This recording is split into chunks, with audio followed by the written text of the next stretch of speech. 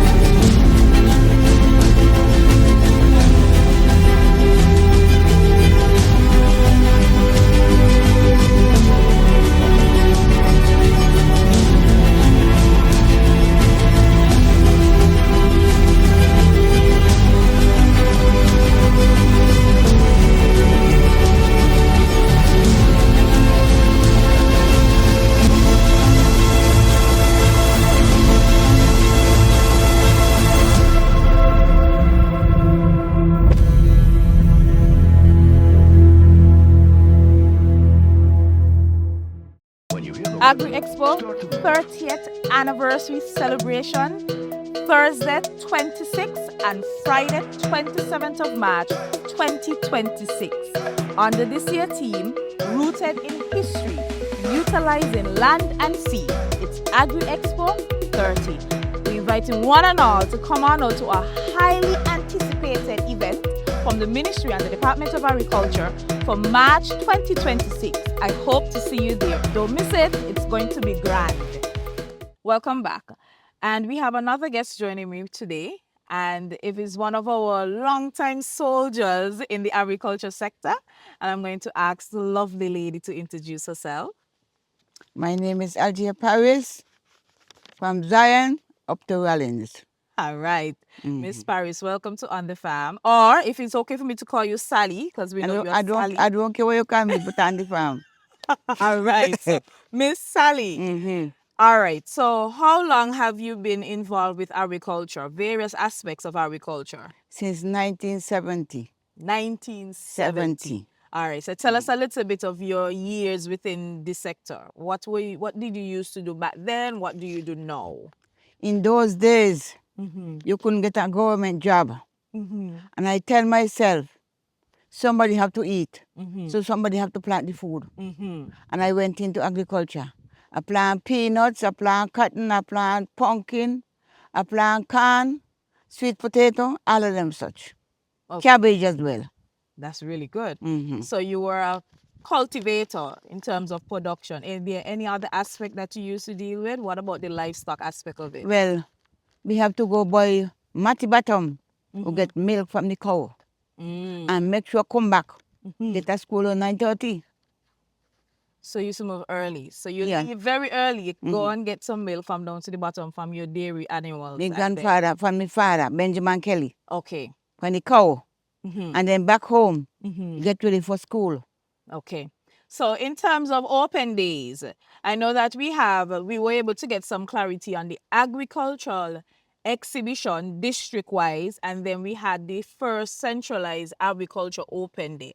So tell us a bit of how many involvement you have been in those agriculture exhibition district-wise. How many did you participate in? Well, all of them we went to. So tell us where they started. Well, the first agriculture started down at New River, right here in the village. Okay. And then after we moved from New River, we went to Hard Time. And then after hard time, went over to Crony. Okay. That's a cheap place, you know. Yes. And then when we left Crony, we Yes. went down to Prospect. Okay. So Prospect, as was mentioned, was the first centralized open day. Do you remember who were in charge at that time? I think at some point, we don't know. Okay. So Mr. Paul was in charge at that time. Yeah, but New River was Mr. What name? Augustine Marchand. Augustine Marchand was at New River. Okay. But Sam Paul was at that area down there. Okay. All right. So what did you do at the the district exhibition, the one in New River? Can you remember some of the things that you were doing here? Mostly we sell eggs. Okay. So back then it was poultry. So you was a Yes. poultry farmer too? Yeah. Wow, I'm learning things about you, Miss Sally. Eggs. There was enough eggs time. All the school children used to come around and see the different fowl. Okay. We had them right here in the river. Okay. And what about in hard times? Well, they are the same thing. You still was doing egg Yeah, production. but you know, down here they get a little small. So they want to come a little bigger. Okay. So they like to grow more and go more. And then they went to hard times. Yes, and they went over to Crony. Okay. You remember what you used to do in Crony? You were still on the egg production, or that's No. That's where you start to plant, get potato, Okay. carrots, green banana, breadfruit, all those kind of stuff. Okay. And we still afford to them and sweet pepper, seasoned pepper. And yes, as she said, she still fights with them because Miss Sally is known for one of our carrot farmers. If you're looking for carrots, she always has carrots, and we appreciate her for still trying to keep that part of the tradition alive. All right, so when you went to Prospect, how was it in Prospect for you? Because you started to talk about the evolution and the expansion. So how was it in Prospect? Now, Prospect was a bigger Couple space. more people coming in Prospect. Okay. Couple more people coming in Prospect. But down it was still smaller. Yes. And they wanted somewhere bigger. So then you went to the villa with them? Exactly. What? No, not the villa. Yeah, the villa by this high school. Yes. Before you reach in the park. Yes. Okay. That was the next place that they went to. I think they will move there after 10 years. So from Prospect to the villa, and then we're now home at the park. Exactly. All right. So what else you could tell us about in the village area, the villa area? Well, the villa being get a little big enough, but not how we did want it. Okay. Because a lot of people don't come in with different clothes and different idea and all around, you know. It's not just the agriculture alone. They come with them clothes, they come with the food, they come with the fish, they come with the meat, and it just grow. Okay. And what else you could tell us now? What about in the next space that you went to? That the last place in the park, and that was real big. Okay. And there is a place for it right now. Okay. But the only problem I have to sit on my gallery for the goat. Too much Lego animal. Nobody will kick them out, nobody will bring them in. Then they straight them out the pen and tell them, go. They don't care where they go. I had a feel a string being there, and I go so good eat them down. Okay. Because they come and they shove the fence till when they get what they want, and you can't tell nobody because them not want them. Okay. So livestock farmers, we are encouraging you as well. From a crop farmer, you're hearing her distress in regards to production. And as a veteran with Open Day, because Open Day is around the corner, as we said, and we do definitely will love Miss Sally to be a vendor, a continuous support to our Open Day. So please, we're encouraging you to make sure that you take care of your stock and prevent them from causing Them not look at the animal ta'ala. Okay. So in terms of the impact of the event on the island and for you personally, how do you see the event? Well, the event is good. Okay. But after I had my stroke, it slowed me down a bit. Okay. But I'm still fighting with my carrots. Thank God, yes. I have a good amount of carrots coming. Up to this moment, I weed carrots. That's good. The whole week, I weed carrots and I can't weed yet. Because all when the rain fall, kill them out, plant again. Because me boy, me see that sink it. So me going to buy like a 3 or 4 pack. Me about $400. And me got carrot seed. And me plant the whole of me yard of carrot. Some I grow, some not grow, but I going to plant. Okay. All right. So anything in particular from the past Open Days that you'd have liked? So you said you'd have been a part of agriculture exhibitions right up to the central main big event of open day that is now in Charlestown. Anything over the years that you would have liked in particular? Well, to me, it's just okay. Okay. Last year it was good, very, very good. Okay. You only have to have food to sell. Okay. I mean, know how to get food. Even when I get them home, one, I get them from somebody else. But I will be there. Okay. Is there anything that you want to see for the 30th anniversary? We are celebrating 30 years. Anything new that you would like to see happening this year for next year open day? Well, the government does sell the food cheap and Abia. Okay. And the government shouldn't compete with us. Okay. When we do something like, say we do, the gardeners keep cabbage and potato and cabbage and breadfruit and yam, they might come with the same thing. So you got to drop your voice. And sometimes you got to buy a bag of potato. All of $400. Okay. Somebody gonna sell me a bag of potato this afternoon and tell me $5. Okay. But I want it. All right. Come on already. All right, Miss Sally. I'm Definitely. going to try my best. Yes, and keep trying. I'm keep going to going try. at it. Only one thing I have. My oldest daughter tell me, Mommy, stay home. I tell them I can't stay home. No. We definitely will love our veteran to always be there. I can't stay home. And I guess that's the passion in you. Court going to come help me. Okay. He going to carry me. And he going to stay with me the whole 2 days. Okay, good. He said, no matter what care I get come and he do, he going to help me for those 2 days. And me make me money. So I'm happy to see that agriculture spans within your family. It's on to generation. It's still there. Good. And he now move. He can't move. That is very good. He can't move. Cause that one that weed boy. Since 4 o'clock he don't get this man a weed boy. Look at the sun. Coke gonna have breadfruit. And he gonna have pumpkin. And we gonna have carrot. And we gonna have breadfruit. And we gonna have potato.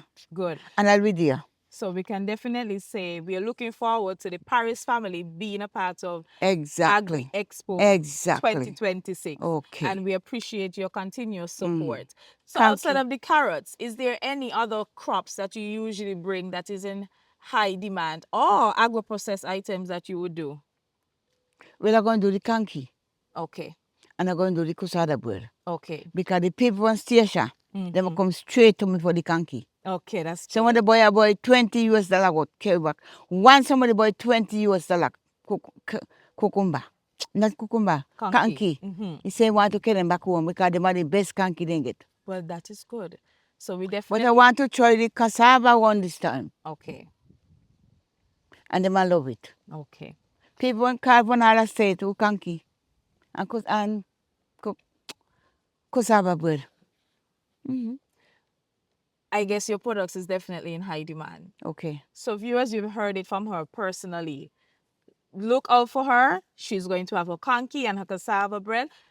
And there are traditional agro-processing items that is going to be there. And that's something that we definitely want to maintain within our society, keeping our culture alive. So come on out to open day.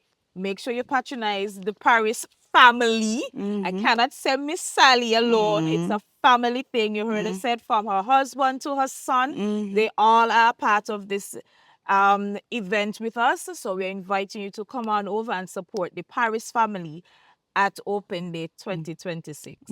Miss Sally, thank you so very much again for being on the farm. And we appreciate your continuous support as a vendor within the Agri-Expo, from Agriculture District to Agriculture Open Day to now Agri-Expo. And we look forward to your continuous support for the rest of years to come. I'm going to try. All right. Thank you I'm going to try. Fresh local fruit and vegetables produced for our nourishment. Buy local, eat local. Welcome back, viewers. I have another guest joining me, and first I'm going to ask him to introduce himself. Hi, good day, folks. My name is Brian Claxton. Mr. Claxton, welcome to On the Farm. Thank you. Can you tell the viewers what positions you would have held while working in the Department of Agriculture? Okay, I started with the Department of Agriculture way back in the year, I think August, September of 1992, so that's many months ago. And I worked with the department for about 10 years as an extension officer in multiple districts on the island. Okay, so you said multiple districts. I know we have a few districts now. What were the districts like then? What districts did you work in? I managed the New River district back in 1992 for a couple of years, and then I moved on to the Parkworth district where we had the Onion Project back in 93, 94. Okay, all right. So within your capacity and your tenure, how was it like? Well, times have certainly changed. Back then we had fewer cars, a lot more difficulty in traveling and getting around, but a lot more farmers, I would say. But technology has changed. I know we've kind of moved away from the soil type agriculture, into hydroponics and all that type of intensive farming. It has certainly changed over the years, but changed for the better. Okay, so you said onion production. Agriculture Open Day is always anticipated because everybody wants local onion. Tell us your contribution in that aspect towards Open Day. It's been over 20 years. I was put in charge of the onion project first in New River, but the emphasis then moved to the Parkworks district, where we had at least 5 to 10 acres of onions, with the drying beds and all that stuff in place there at Parkworks. Well, we were able to produce in excess of 20,000 pounds of onions for the agricultural open day back then. And 20,000 pounds, in your experience, how fast do you see those onions just? They went by really fast. For some reason, I guess for good reasons, the local population loved locally grown products, and the sizes were great. The taste, everything was really nice, and people really enjoyed buying local. Okay. Then, and I think so now too. Yes, they still do. Everybody still do come on out for our local onion that is always being sold at Agriculture Open Day. How has you seen the event evolve? I have not been intimately involved in Open in recent years, but I know it has certainly grown leaps and bounds in Nevis over the years. You could tell the excitement. It has even grown so large that the neighboring island St. Kitts has kind of taken pattern after the trend set in Nevis. So it's an exciting time for the people of Nevis. I've passed by multiple times over the years, and I've seen the excitement. I've seen the crowds, and it's a testament to the Department of Agriculture, their foresight and their innovation. All right, that's lovely. All right, so in visit, because you say you haven't really had any direct contact with it, but have you ever visited any of the open days? Yes, I visited when we had at the Charleston Secondary School. Okay. And moved on to Grove Park, and I've in the last few years visited both. Is there anything that in particular you would have liked during your visits at any of the open day? The focus that I see now is on a lot of hydroponics and new technology, and it's really a testament to the evolution of agriculture, where we've kind of moved away and seeing more young and energetic people getting more involved in modern types of farming. So it is a good move in the right direction for us. Okay. Do you have any suggestions for our 30th anniversary that you'd like to see displayed there? I'd say continue the growth, continue encouraging, especially young people, that there is a future. Because without food, you cannot grow a nation. So get people interested, show them the different types of technologies, and hopefully we can grow the farmer base in Nevis. It's no longer agriculture where there's old folks. You can show young people, especially if you can invite some of the technologies from a place like Israel, where they turn the desert green. Definitely can make use of technology to enhance our agricultural production. All right, Brian. I take this time now for you to invite our general public to our 30th anniversary of Agriculture Open Day. So I'm encouraging everybody to come out on the anniversary of the Open Day 30 years. 30. Wow, it's been a long time. You will be interested in seeing new technologies, what the department has to offer, and what can encourage you to want to be a part of agriculture in Nevis. So looking forward to seeing everybody. And on behalf of the department and the ministry, we want to say thank you too for your contribution in enhancing food security on the island with onion production, especially big thing for Open Day. So we want to say thank you so very much for your contribution. I wish you all the very best. Thank you. Thank you for having me. You're welcome.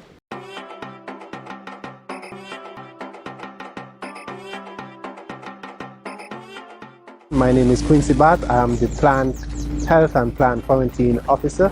I would just like to notify farmers and backyard farmers that we here at the Department of Agriculture identify a new type of pest that is prevalent in the Malvaceae family. When we're talking about Malvaceae family, we're talking about okra, sorrel, cotton, and also some of the Solanaceae families such as eggplant, sweet pepper. This pest we found to be a leaf hopper. The leaf hopper is a small pest and it's a sucking insect. This sucking insect serves as a vector for a virus that affects these host plants. So the pest, it's green, pale green, and it has flying capabilities, and it's very, very prolific. Signs and symptoms of the pest is that it sucks the plant and transmits a disease, and this disease you can see crinkling of the leaves, yellow lesions of the leaves, and necrotic lesions, and it affects the yield significantly. So once you see that in your okras, your sorrel, eggplants, give us a call and we're able to give you guidance on how to control this pest. Thank you.